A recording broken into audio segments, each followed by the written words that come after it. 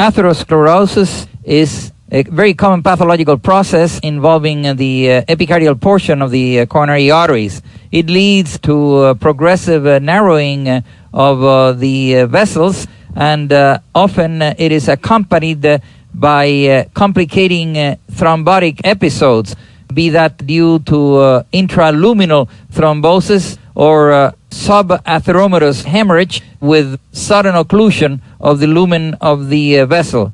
It is a process which starts early in life and progresses in a relentless fashion, although we know that atherosclerotic disease can be a reversible process, particularly by maintaining low levels of cholesterol in the blood. Fatty streaks, fibrous plaques, ulcerations, calcification of the wall of the artery, thrombosis, hemorrhage into the plaques are all the features of the atheroma.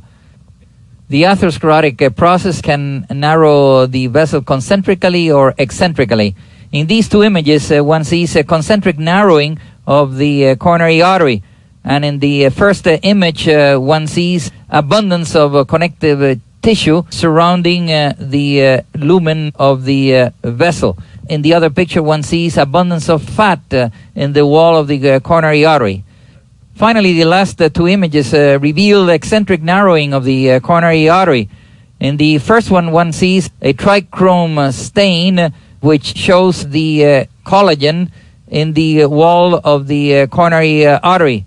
In the second one, one can see an occlusive thrombus which complicated a minimally narrowed atheromatous segment of the coronary artery, and this is what provokes a sudden death. Often one sees acute occlusion of coronary arteries that are not markedly narrowed. This is because the plaque can rupture and because in situ thrombosis can convert minimally narrowed arteries into total occlusions. These are examples of pathology of the left system as seen in the left posterior oblique projection. Note that this is a selective left coronary angiographic examination where we can see a very large left anterior descending going around the apex of the heart. And we also see a large marginal branch, and we can see the posterior descending division of the coronary artery that is filled in a retrograde fashion from septal branches of the anterior descending. This patient had a total occlusion of the right coronary artery and a dominant right system because we do not see the circumflex branch of the left coronary artery. So therefore the two missing vessels are the proximal right coronary artery and the circumflex. And the right we only see its distal portion, particularly the PDA, the posterior descending coronary artery.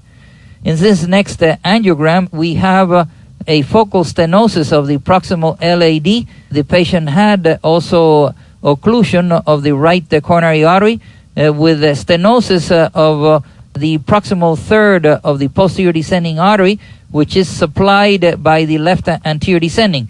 There is a retrograde flow in the posterior descending artery, which anastomoses by inosculation with the terminal part of the left anterior descending branch of the coronary artery. This next patient had focal stenosis of the proximal anterior descending branch of the coronary artery with a very large marginal artery, the margo obtusus, indicated by MO. Note also a very large circumflex. This patient had a dominant left system because the posterior descending is supplied by the circumflex branch of the left coronary artery.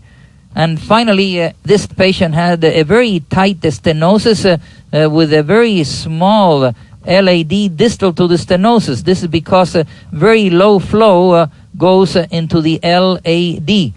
Note the differences in caliber, which when persistent indicate an organic lesion. The right posterior oblique view of this angiogram shows variations in lumen diameter of the right coronary artery. This patient had diffuse coronary atherosclerosis. Note that the right coronary artery produces a superior convexity in the region of the crus of the heart, and from the apex of that convexity, the branch to the AV node arises. This next right posterior oblique angiogram of the right coronary artery shows that it is markedly dilated. This is the arteria magna of Leriche.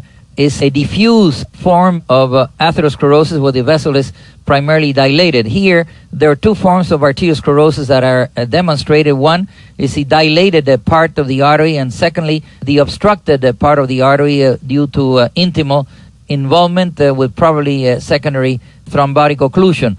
Note that there is a tortuous right marginal branch which has expanded, trying to collateralize the posterior aspect of the left ventricle. In this lateral view of the chest, we can see calcification in the proximal portion of the left anterior descending branch of the left coronary artery and in its distal half until it reaches the apex of the heart.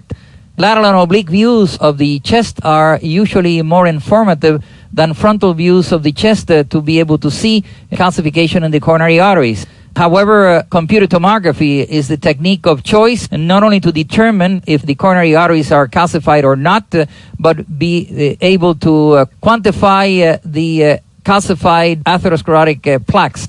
Computed tomography is also very suitable to be able to establish if a patient with chest pain has coronary artery occlusive disease. If the CT examination of the heart is negative for calcium, it generally indicates that the chest pain is not related to coronary atherosclerosis. There are exceptions, like with any rule in medicine, and there are anecdotal cases where there may be of emboli or focal thrombosis or spasm of the coronary arteries in patients who have had cardiac events, and negative studies of the heart as far as not demonstrating the presence of calcium in the vessel. These two selected angiograms are not angiograms. They represent electronically reconstructed images from an ultra-fast CT examination of the heart. This patient had two consecutive studies 1 year apart, and it clearly depicts increase in the number of plaques that are seen along the left anterior descending division of the left coronary artery. So electron beam computed tomography, or so-called ultra-fast CT, allows the demonstration of the coronary arteries, be that by electronically reconstructing cross-sectional images or by doing a type of intravenous coronary angiogram which depicts the totality of the lumen of the coronary arteries in their epicardial portion. The next image is seen of a patient where green represents the uninvolved coronary artery, both the left anterior descending as well as the circumflex and the proximal right coronary artery, and in white are the atherosclerotic calcified plaques.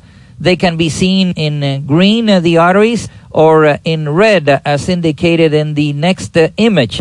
And the plaques are now seen superimposed to the red normal part of the coronary artery. Note that the anatomical specimen illustrated in the cast corrosion preparation corresponds almost exactly with the anatomical demonstration and position of the left anterior descending and proximal circumflex branches of the left coronary artery. In this electronic reconstruction image of the left coronary artery, one can see occlusion of the proximal third of the left anterior descending division of the left coronary artery. This is a technique, so-called intravenous coronary angiography, which allows us to see the proximal portion of the coronary arteries, and in some instances makes unnecessary catheter techniques, that is selective coronary arteriograms.